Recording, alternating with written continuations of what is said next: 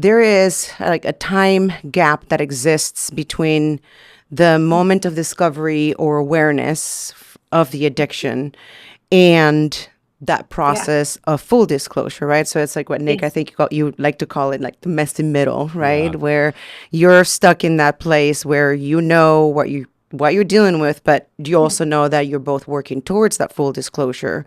Yeah.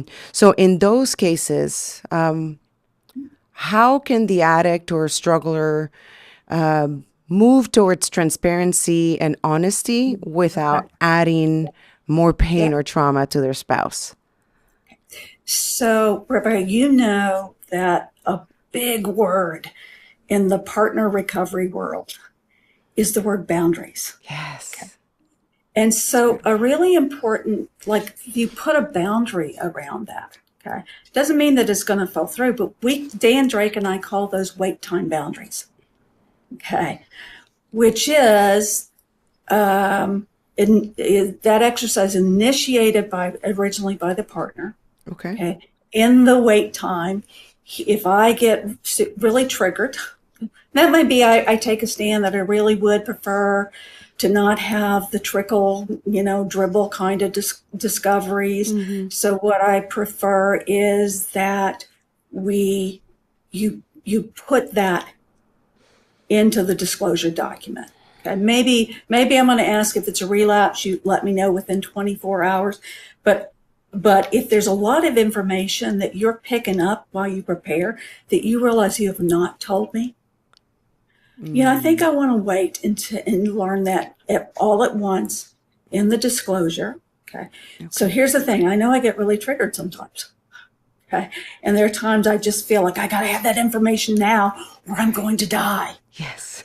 Because it feels so desperate and so visceral.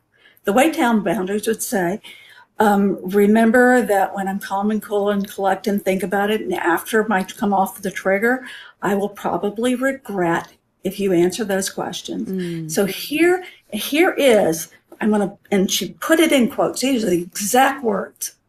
I want you to say to remind me of my boundary. Oh, beautiful. And then we generally tell the recovering addict, if she really keeps pushing, okay, so there's no choice, I think you have to actually tell her, all right, after you have honored the way she asked you to remind her of what her boundaries were that she wanted.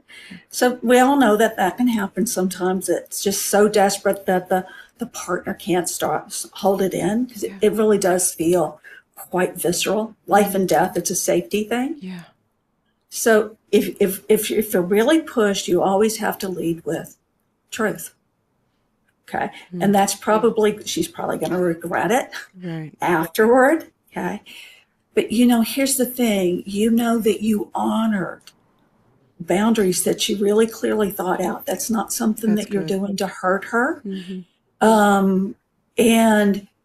And what's really important is for the partner, because I wrote that out. I filled out that exercise. I wrote it out. I put quotes around it. He literally said 16 times. He reminded me of that thing. Oh, you know what? I'm the one that created the trickle.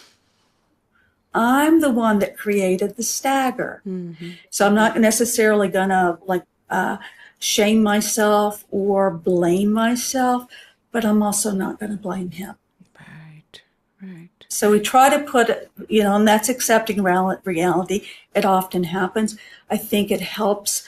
Recovering men know what to say to try to honor their wives without making the choice for her. But in the end, is that you actually have to, if you have to go with truth, you have to go with truth. Yeah. Okay. Yeah. I really, really appreciate your thoughts around this, Dr. Janice. And I think it helps someone recognize that is something we can begin to work on immediately, that the betrayed spouse can have boundaries about what do I want to know? What do I need to know? If you have a relapse, I do want to know, or I don't want to know. If you're viewing pornography, I do want to know. Like they have that power and agency to decide what they need to know in between that wait time versus unfortunately, and we haven't addressed this much on the podcast, but there's a very unfortunate false belief out there, even some thinking that Pure Desire advocates for this, that says, well, the addict or struggler needs to have 6 months of sobriety before they share anything with the betrayed spouse. And that's actually a misquote of something Dr. Ted Roberts says in the Conquer series, because he does bring up the idea that the ideal full disclosure would happen 6 months into recovery. But we've found that there will be these guys like, well, I'm not 6 months clean, I can't tell you anything. And there's like this total avoidance, and they're even using it as like an excuse. And then if they relapse, they're starting over the 6 month clock and like, well, I still can't tell you anything. And I'm like, that's crazy. That's not what we mean. That's not healthy. We do need to have boundaries. And I think for both of them to be clear on, if I relapse, I need to tell you, and there may be consequences, or there may be things I need to physically remove myself from the bedroom or the home because it creates further distrust. And for that addict or struggler to know too, that anything I engage in, and this is what was helpful to me in my first year, I knew, that both a lie detector test for me and a full disclosure were coming. And so that awareness of anything I do between now and then will be included. And it's only going to add to my pain. And that actually was very helpful for me of like, you know what, I may not be right now telling her everything like I used to in an unhealthy way, but we're moving towards complete transparency, and anything happening now will either help me in that moment or become one more thing I have to share. And it became a great motive that, man, I'm going to do group, I'm going to do my homework, I'm going to stay in recovery, I'm going to make my phone calls, I'm going to track my faster scale, because like I've already got enough that we have to dig through. I don't want to add to it. But in that time, we also knew the boundaries of, hey, if I cross certain lines, I will have to take steps. And that'll make it that much harder. So I think you've helped us with some tremendous clarity around that wait time. Well, and maybe just a couple of other quick points. Because if that wait time becomes really extended, which will always feel that way to partners, it can't come soon enough. But sometimes people ask me, how come the workbook for helping the recovering person write the disclosure is actually smaller than the workbook for the partner who's going to receive it? And it's because of this little word we call trauma. And so, part of the reason, like if I'm working with somebody and they've done a lot of good work and we're preparing for the disclosure, I'm not going to necessarily have them do everything that's in that workbook. Okay. But I discovered a long time ago that, partners who really, really, really want and know that they need to know what's real and what's not, they're actually willing to finally sit down and do some trauma recovery work that I maybe have wanted them to do for a long time. And so part of the reason that the preparation book for the partners is so much bigger is because we're working through trauma, and we don't know if I'm preparing the partner, I don't know if that disclosure is going to be written in 6 weeks or 6 months or a year. And that continued wait time is really painful. That's part of the research that we know about disclosures. The 7.7 on the Richter scale for the disclosure itself. And then we're talking about a guided disclosure. And then the initial discovery, 9.6 on the Richter scale.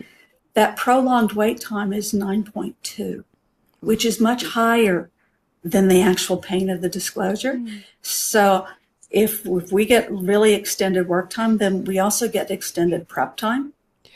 And guess what? All of the prep work is actually trauma healing work. So it's so that there's nothing that you prepare for in a disclosure that's not also a tool that you get to use in your healing capacity. So that's a really important piece.